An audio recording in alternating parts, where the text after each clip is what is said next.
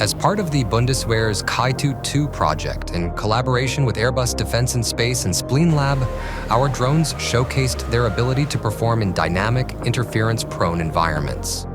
The successful demonstration took place at the Airbus Drone Center in Manching, where Quantum Systems Vector and Scorpion operated in coordinated swarms alongside Airbus multi-copter drones. This breakthrough highlights the power of AI-driven, autonomous swarm technology.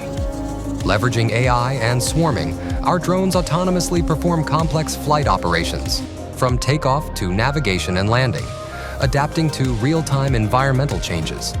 A key feature of our systems is automated target recognition, an advanced AI-driven technology that identifies, classifies, and tracks objects like vehicles and people.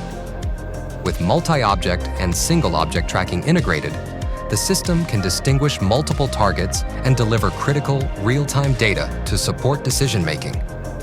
Our drones excel in GNSS-denied environments, autonomously completing missions like joint reconnaissance and target acquisition, as demonstrated in the challenging conditions of Ukraine. By sharing real-time data, they execute precise, coordinated landings, enhancing both operational efficiency and safety for military and search and rescue missions.